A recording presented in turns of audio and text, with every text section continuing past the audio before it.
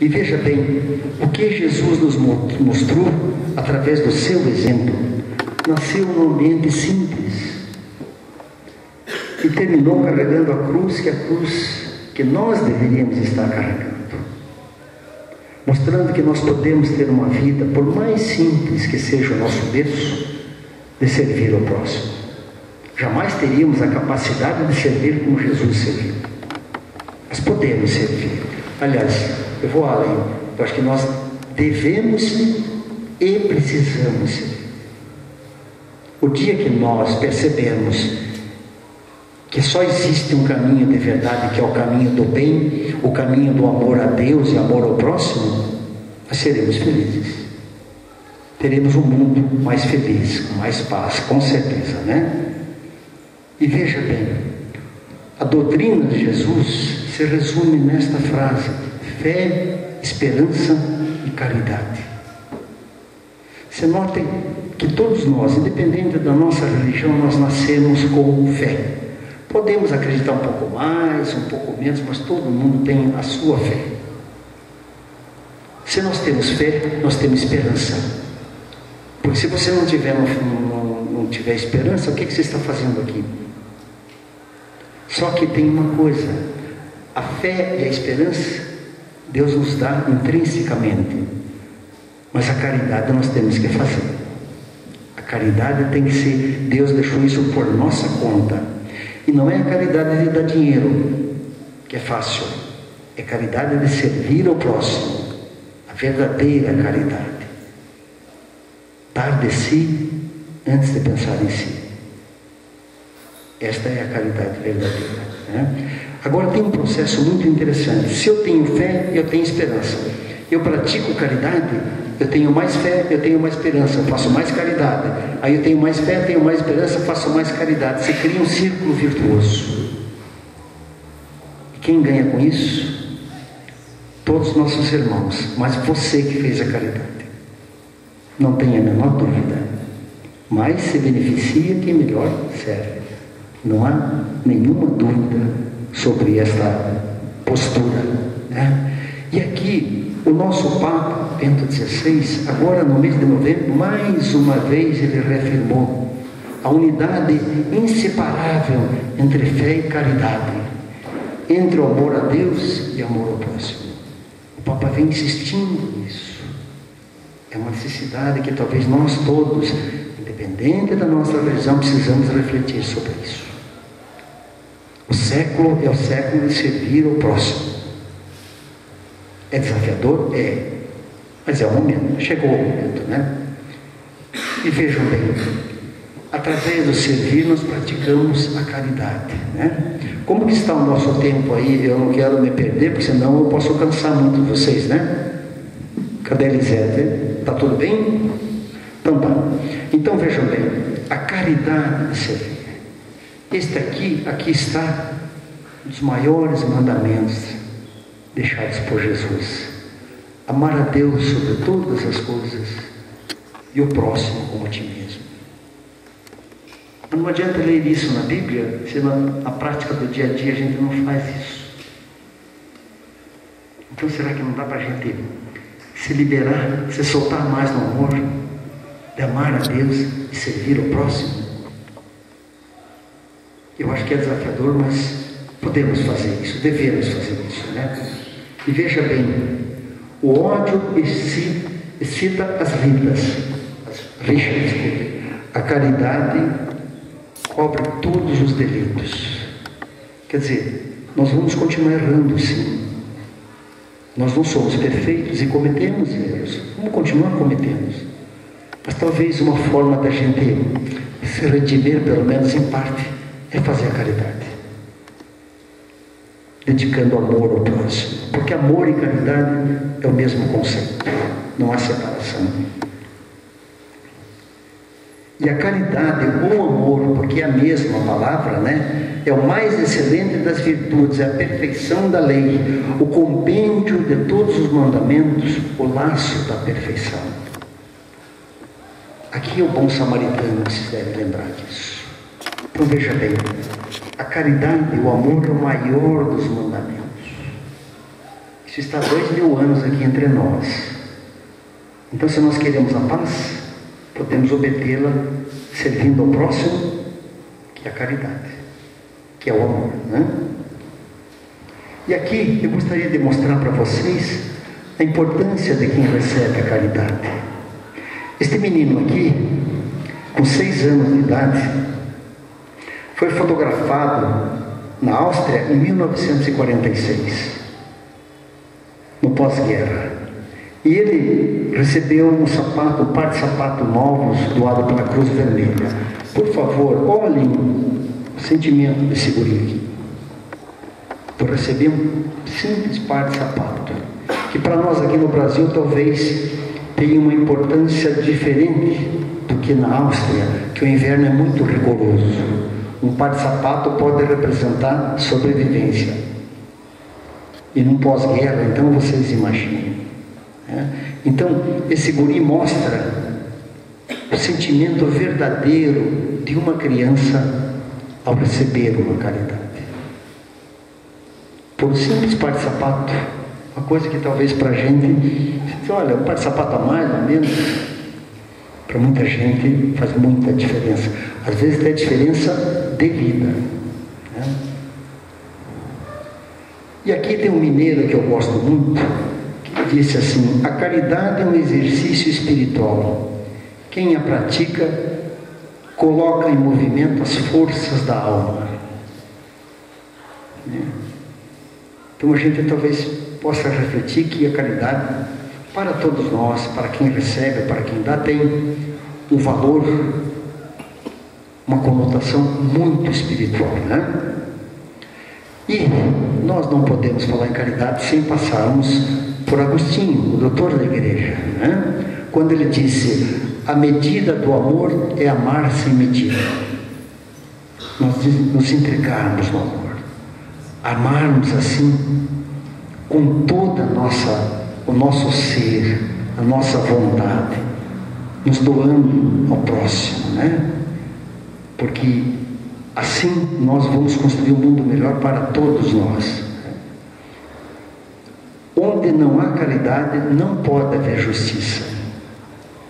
É claro que você tem um desnível social muito grande, e daí nós começamos a ter uma série de problemas sociais que nós temos também no nosso país, que nós talvez tenhamos que repensar algumas ações, né?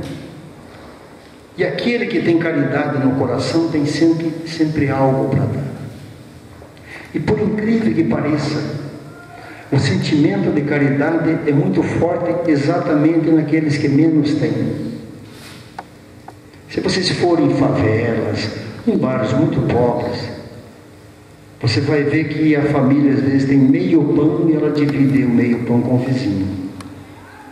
E será que nós fazemos isso? Ou melhor, nós temos coragem para fazer isso?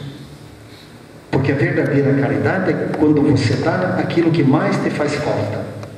Essa talvez seja a legítima caridade.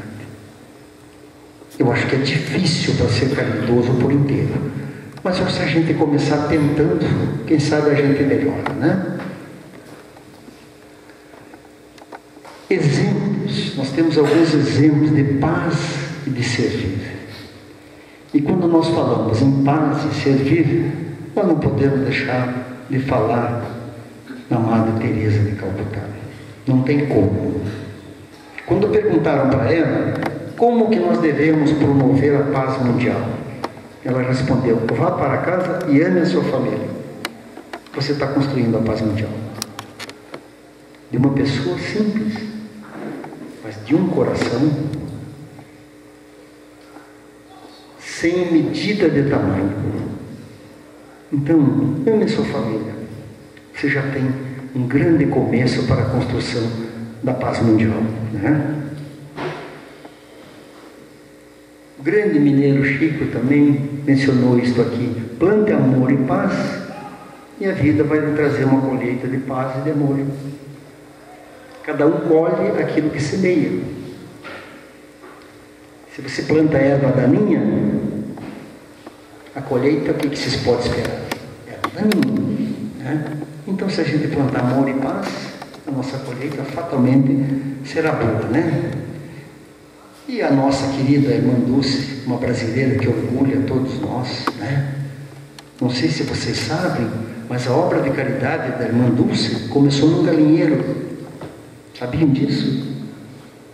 Uma coisa lindíssima. Ela não tinha onde trabalhar os doentes.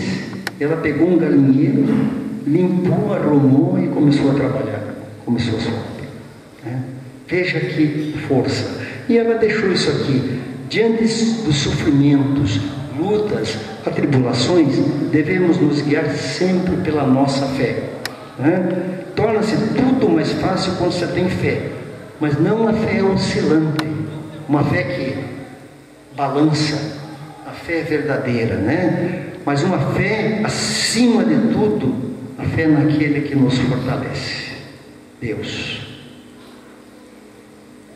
Neste lastro, nesta base, ela construiu toda a sua obra, que tanto orgulha a todos nós brasileiros. Nós temos muitos exemplos a seguir, não temos?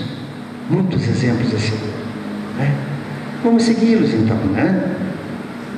E esta senhora aqui, que nos orgulha também, de ter vivido no Paraná a maior parte da sua existência, é catarinense, nasceu em Santa Catarina, mas sua obra toda foi no Paraná.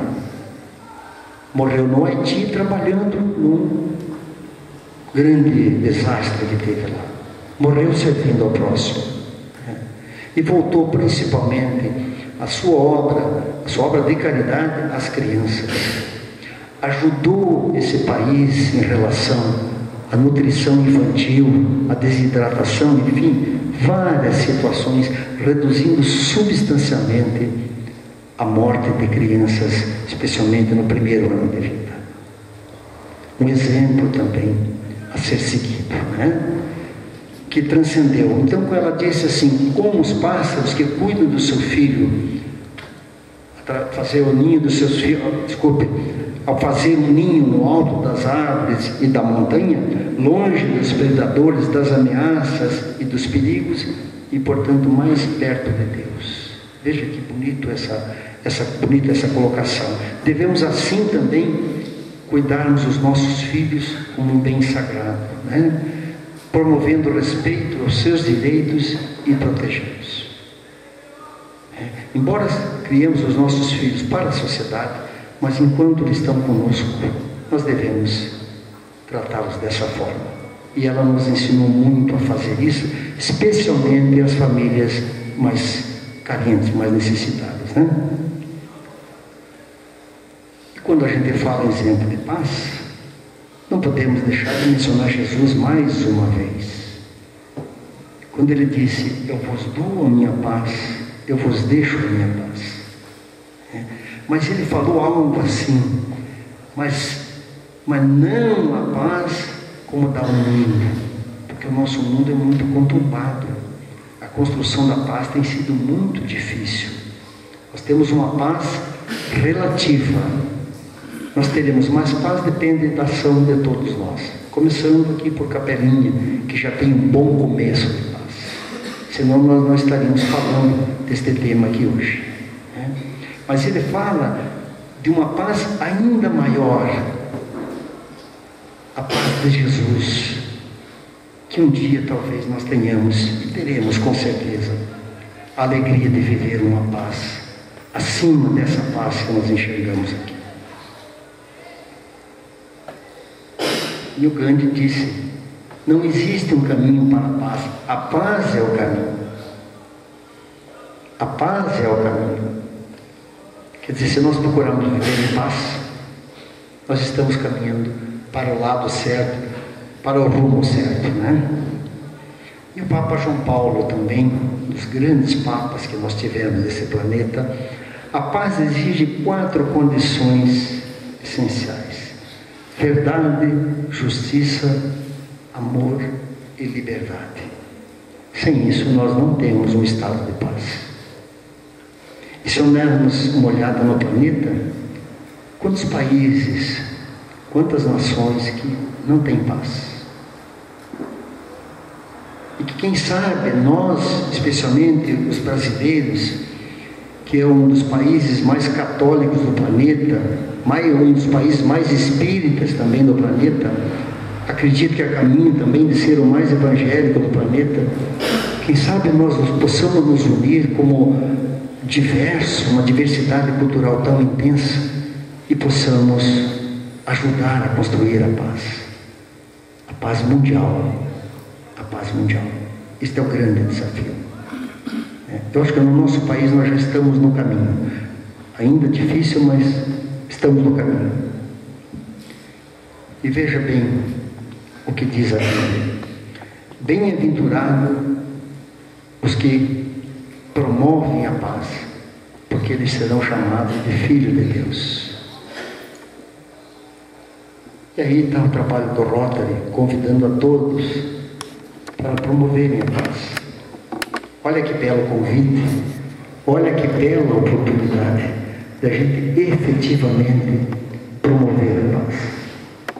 Eu gostaria que este encontro hoje à noite, quando eu pedi no começo que nós disséssemos uns ao outro que a paz esteja contigo, que isso já esteja na mentalidade capelinense, numa mentalidade de paz,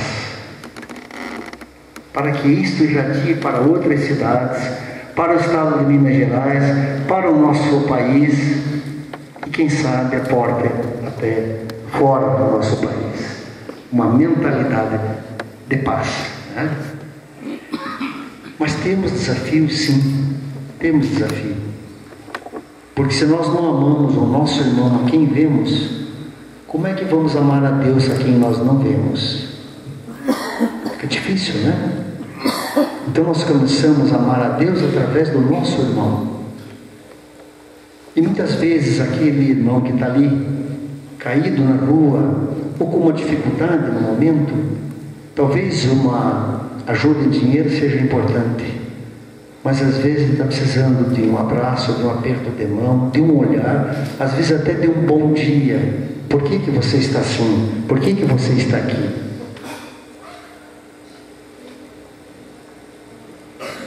Talvez a gente possa refletir bastante, né?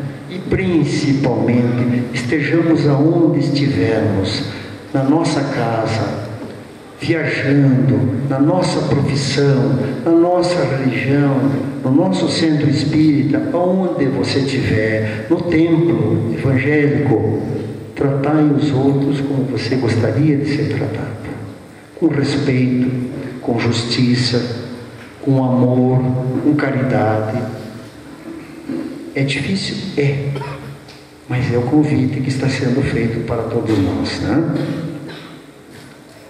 E esta frase é atribuída a Jesus, mas o mais importante não é só pela atribuição a ele, mas o conteúdo da frase. Felizes aqueles que levam consigo uma parte das dores do mundo. Durante a longa caminhada, eles saberão sobre a felicidade mais do que aqueles que evitaram a dor, o sofrimento. Muitas vezes nós temos que nos esforçar para fazer a caridade, até porque não estamos sofrendo. E nisto o Rotary Club, todos os Rotarys, especialmente de Capelinha, são exemplos de servir ao próximo.